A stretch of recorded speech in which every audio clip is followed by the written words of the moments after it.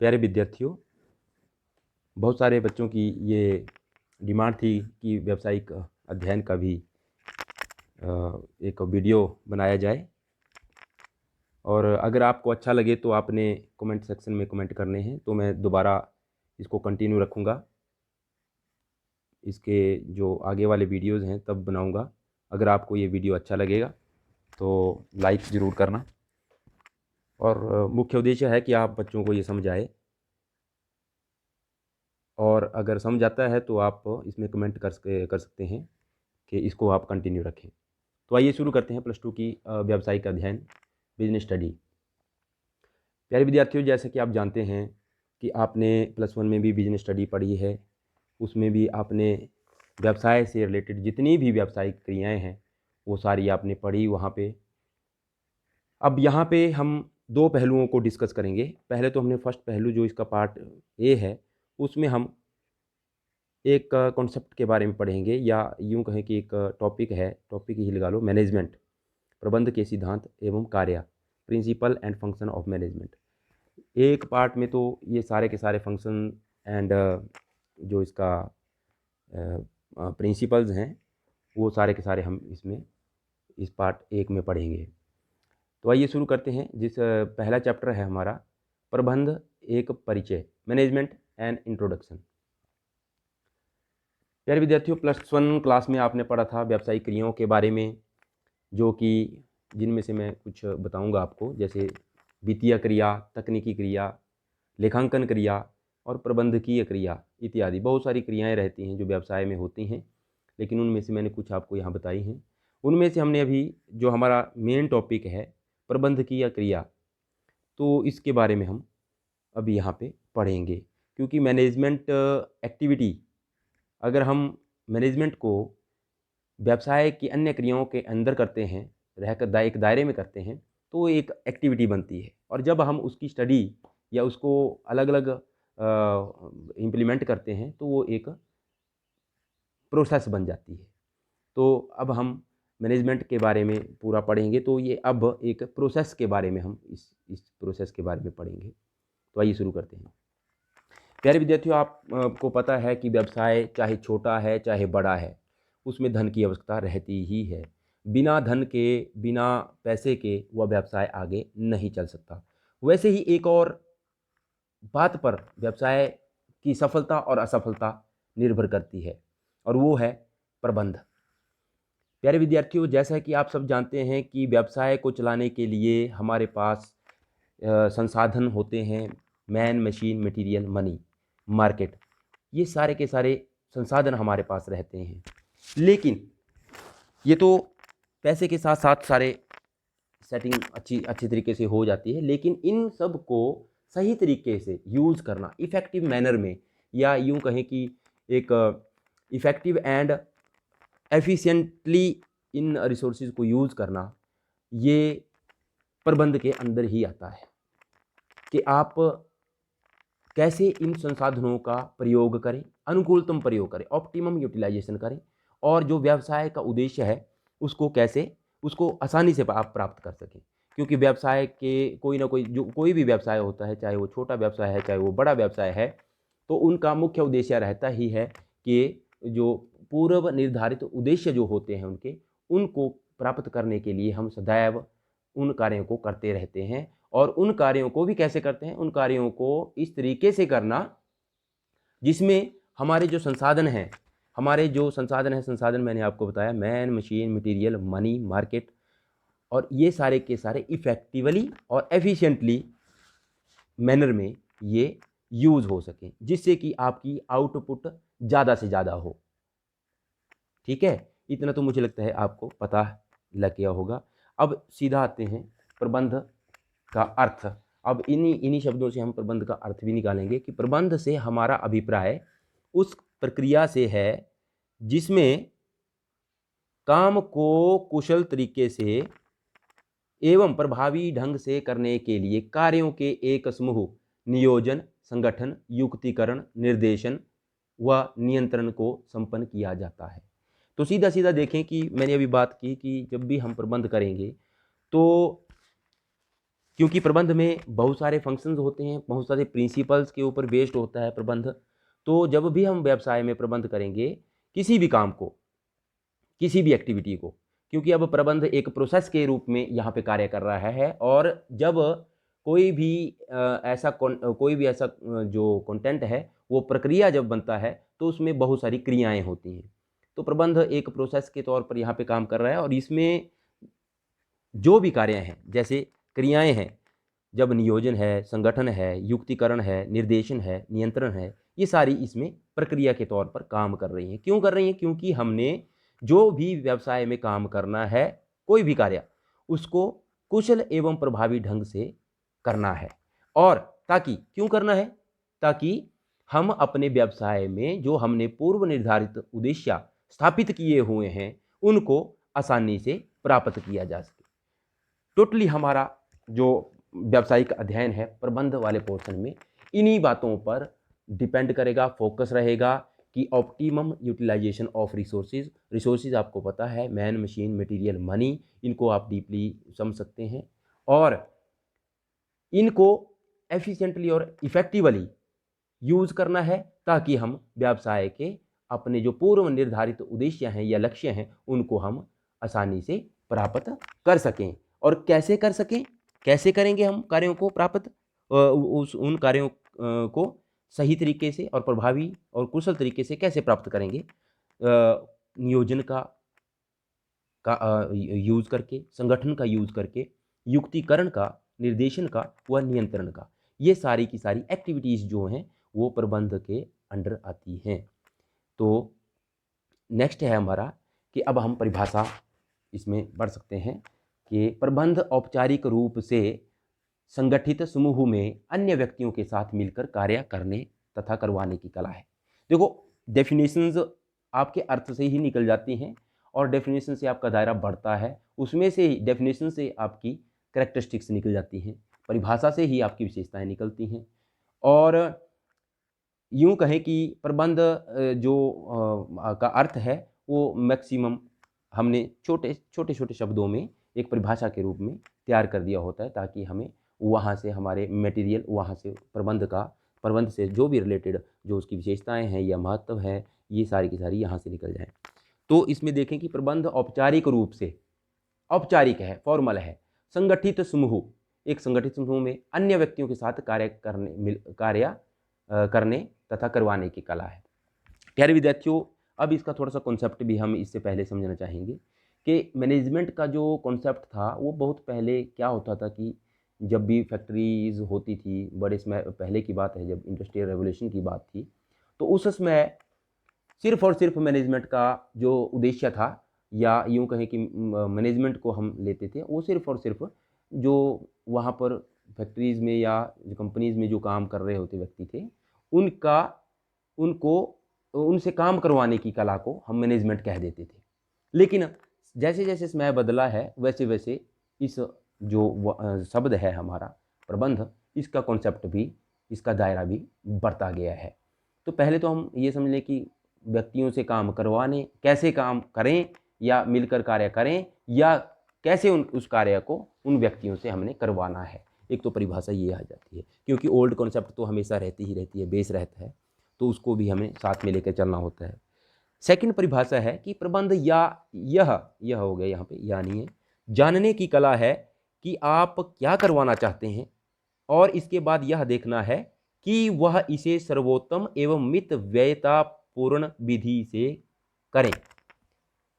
सबसे बड़ी बात है कि हमने प्रबंध, जब भी व्यवसाय में हमने प्रबंध करना है, या प्रबंध का जो भी जिस भी क्रिया का या जिस भी कार्य को करना है, उसको सही तरीके से करना है, सर्वोत्तम ढंग से करना है, और कम से कम कॉस्ट पर करना है।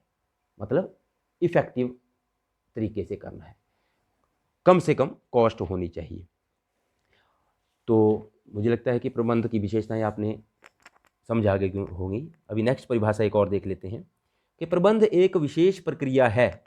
अब देखिए, मैंने पहले भी बताया कि प्रबंध अभी इंडिविजुअली यहाँ पे वर्क कर रहा है, तो ये एक प्रोसेस है, और जिसमें नियोजन, संगठन, कॉमा होना है यहाँ पे, तो छूट गया है कॉमा, लेकिन आपने पढ़ना इस तरीके से है, उत्प्रेरणा, एवं नियंत्रण सम्मिलित होता है। इनमें से प्रत्येक में विज्ञान एवं कला दोनों का प्रयोग करते हुए पूर्व निर्धारित लक्ष्यों को पूरा करने के लिए इनका अनुसरण किया जाता है। अब यहाँ पे भी वही बात आ रही है कि एक प्रक्रिया है या एक प्रक्रिया है, एक प्रोसेस है, इसमें बहुत सारी एक्टिविटीज़ होती हैं। प्रोसेस वो होती है जब बहुत सारे कार्य उसमें सम्मिलित होते हैं, बहुत सारी क्रियाएं उसमें सम्मिलित होती हैं। तो क्रियाएं कौन कौन सी है? एक प्लानिंग आ गया, ऑर्गेनाइजिंग आ गया, मोटिवेटिंग आ गया, कंट्रोलिंग आ गया, ये सारी की सारी एक्टिविटीज़ हैं। और ये सारी की सारी एक्टिविटीज़ जब होती हैं, जिससे क्या होता है कि हम जो हमारे निर्धारित लक्ष्य हैं उनको प्राप्त करने के लिए इनका यूज़ किया जाता है। और जैसा कि इसमें डेफिनेशन में लिखा है कि प्रत्येक में विज्ञान एवं कला दोनों का प्रयोग करते हुए, तो आपको विज्ञान एवं कला दोनों का प्रयोग करना है। कैसे? कि कला आपको पता है कि आप किसी भी व्यक्ति से अगर काम करवाते हैं तो वो आपकी कला है, it is a art, it is an art कि आपने उस व्यक्ति से, उन व्यक्तियों से कैसे काम करवाना है। और विज्ञान, विज्ञान से हमारा तात्पर्य है एक प्रिंसिपल खुद जो सिद्धांत होते हैं उनके ऊपर बेस्ड होता है। तो उन्हीं प्रिंसिपल्स को, उन्हीं सिद्धांतों को फॉलो करते हुए हमने उन कार्यों को करना है। और वो सिद्धांत इसलिए होते हैं ताकि उस जो हमारा काम है वो इफ़ेक्टिव तरीके से हो जाए, या एफिशिएंटली उस तरीके से हो जाए, या लेस कॉस्ट पे हो जाए। इसके बारे में हम अलग से डिस्कस करेंगे कि प्रबंध विज्ञान है या कला, ये टॉपिक अलग से है, इसको हम आगे पढ़ेंगे। लेकिन फ़िलहाल ये डेफिनेशन आपको मैंने बताई है। तो मुझे लगता है आई होप कि आपको ये प्रबंध की विशेषताएं, प्रबंध का अर्थ समझ आ गया होगा। नेक्स्ट टॉपिक पे चलते हैं। एक टॉपिक और है कि अब ये इफ़ेक्टिवनेस होता क्या है, एफिशिएंसी क्या होता है, इसमें थोड़ा सा ये टॉपिक, क्योंकि बिना इन दोनों चीज़ों के प्रबंध जीरो है। व्यवसाय के पास बहुत मात्रा में पैसा है, लेकिन उसको आप इफ़ेक्टिव तरीके से नहीं लगा पाते या एफिशिएंटली उसका यूज़ नहीं कर पाते, तो वो जीरो हो जाता है। जितने भी कार्य होते हैं उनको हमें इफ़ेक्टिवनेस तरीके से करना है, प्रभावपूर्णता से करना है और कुशलता से करना है, ताकि हमें ज़्यादा से ज़्यादा बेटर रिज़ल्ट मिले। और better result in the sense कि आप अपने जो व्यवसाय के उद्देश्य हैं उनको प्राप्त कर सकें, और अपने जो व्यवसाय के रिसोर्सेज हैं उनका ऑप्टिमम यूटिलाइजेशन हो सके, वेस्टेज ऑफ रिसोर्सेज ना हो। तो आइए इन दोनों टॉपिक्स को देख लेते हैं कि इफ़ेक्टिवनेस क्या होता है और कार्य कुशलता क्या होता है।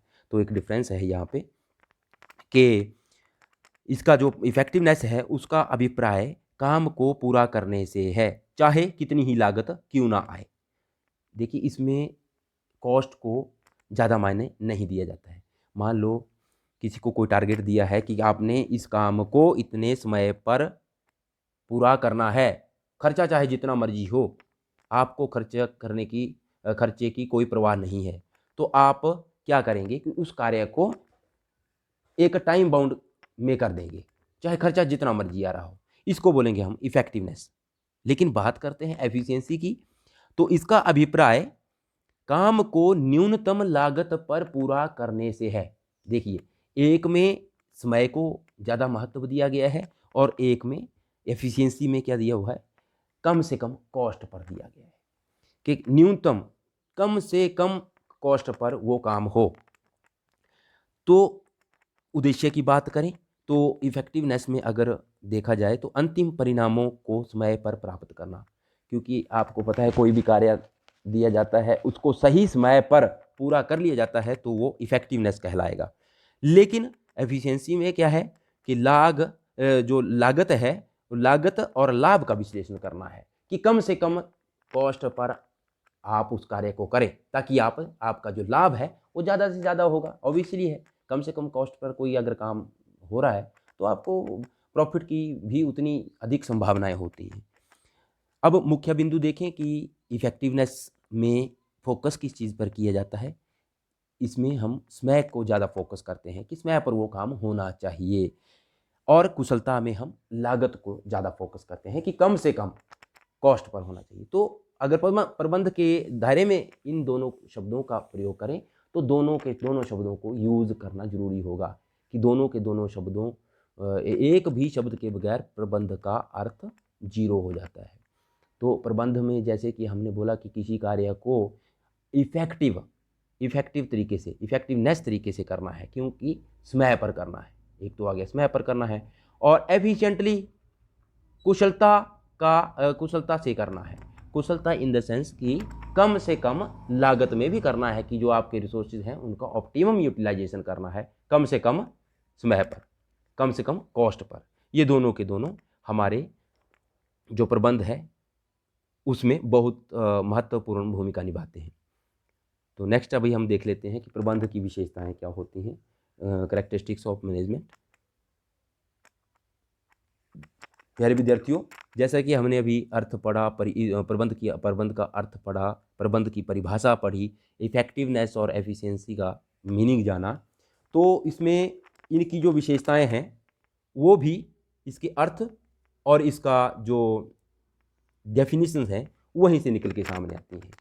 तो पहली देख लेते हैं हम कि प्रबंध एक उद्देश्यपूर्ण प्रक्रिया है, कि जैसा कि आप जानते हैं कि कोई भी चाहे व्यवसाय है, यदि हमारे सामने कोई उद्देश्य नहीं है तो प्रबंध की जरूरत नहीं है। अन्य शब्दों में हम ये कह सकते हैं कि प्रबंध की आवश्यकता तब होती है जब कि प्राप्त करने के लिए कोई उद्देश्य हमारे पास हो। प्रबंधक अपने विशेष ज्ञान एवं अनुभव के आधार पर पूर्व निर्धारित उद्देश्यों को प्राप्त करने का प्रयास करता है। अतः यह कहना बिल्कुल भी गलत नहीं है कि प्रबंध उद्देश्य प्रधान प्रक्रिया है, क्योंकि आपको पता ही है कि कोई भी एक्टिविटी होती है, कोई भी व्यवसाय में कार्य होता है, बिना मैनेजमेंट के, हमने पहले भी डिस्कस किया कि कोई भी व्यवसाय है उसमें किसी भी कार्य को पूरा करने के लिए दो चीज़ों की बहुत ज़्यादा आवश्यकता रहती है। नंबर एक पैसा, और नंबर दो उस वो जो रिसोर्सेज हैं, उस धन को मिलाकर, पैसे को मिलाकर मैनेजमेंट। पैसा तो एक हमारा संसाधन है, मैन, मशीन, मटेरियल, मनी, ये जो हमारे संसाधन हैं, भौतिक संसाधन तो या मानवीय संसाधन, इनमें से इनका प्रॉपर मैनेजमेंट करना ही हमें क्या कहलाएगा कि हम उस कार्य को आसानी से कर पाएंगे। तो पहला आ जाता है प्रबंध उद्देश्य प्रधान प्रक्रिया है, ये हमने पढ़ लिया। प्रबंध सर्वव्यापक है। यदि किसी क्रिया में से प्रबंध को घटा दिया जाए तो शेष कुछ नहीं बचता, शून्य बच जाता है। नेचुरली कि आप किसी भी कार्य को कर रहे हैं और आप बिना मैनेजमेंट के उस कार्य को कर रहे हैं, चाहे वो व्यावसायिक क्रिया हो या गैर व्यावसायिक क्रियाएं, सभी प्रकार की क्रियाओं में मैनेजमेंट का रोल इम्पोर्टेंट है। और यदि इन क्रियाओं का अगर हम प्रबंध नहीं करते हैं तो निश्चित तौर पर असफलता ही होगी, उसका परिणाम जो निकलेगा वो असफलता ही होगा। इसका अर्थ यह हुआ कि सभी प्रकार की क्रियाओं को करने के लिए प्रबंध आवश्यक है, और प्रबंध सर्वव्यापक है, सभी जगह है, सभी क्रिया में है। तीसरे नंबर पर चलते हैं, प्रबंध बहुआयामी है। अब बहुआयामी क्या हो गया? Multi dimensional. इसको हम बोलते हैं कि प्रबंध, देखिए प्रबंध कार्य में भी है, किसी आप कार्य को आप कर रहे हैं तो उसका आपने प्लानिंग करना है, ऑर्गेनाइजिंग करना है, कंट्रोलिंग करना है। अब मैनेजमेंट ऑफ पीपल, लोगों का मैनेजमेंट देखें, लोगों का प्रबंध देखें, व्यक्तियों का प्रबंध देखें, तो उसमें भी स्टाफिंग आ जाती है, डायरेक्टिंग आ जाती है और कंट्रोलिंग आ जाती है। अब एक और रह गया हमारे पास मैनेजमेंट ऑफ ऑपरेशन, क्रियाओं का प्रबंध। जो भी कार्य आपके व्यवसाय में हो रहे हैं, कार्य और क्रियाएं अलग अलग चीज़ हैं। कार्य अलग आ जाता है, क्रियाएं अलग आ जाती हैं। क्रियाएं छोटे छोटे उसमें डिपार्टमेंट लिया जाती हैं। जैसे कि क्रिया की बात करें तो उत्पादन क्रिया प्रोडक्शन में आती है, ऑपरेशन में आती है। उसमें ही एक क्रिया है परचेज, रॉ मटेरियल अगर आप परचेज करते हैं तो भी वो उसका ऑपरेशन ही है। ऑपरेशन उसके परचेज इसमें प्रोडक्शन डिपार्टमेंट में आती है। सेल्स है, प्रोडक्शन डिपार्टमेंट में आती है। ये सारी की सारी क्रियाएं हैं। तो हम जब भी ऑपरेशन की बात करते हैं तो ऑपरेशन में हमारा प्रोडक्शन आता है, परचेज आता है और सेल्स आता है। तो इन क्रियाओं का प्रबंधन करना भी हमारे पास प्रबंध बहुआयामी के तौर पर आएगा। तो इसमें आप मल्टी डायमेंशनल डाल देंगे कि व्यक्तियों का प्रबंध भी, कार्यों का प्रबंध भी और क्रियाओं का प्रबंध भी। अब फोर्थ है हमारे पास, प्रबंध एक सतत प्रक्रिया है। प्रबंध कोई ऐसी प्रक्रिया नहीं है जिसे हमेशा के लिए एक ही बार में पूरा कर लिया जाए, बल्कि यह एक कंटिन्यूस प्रोसेस है।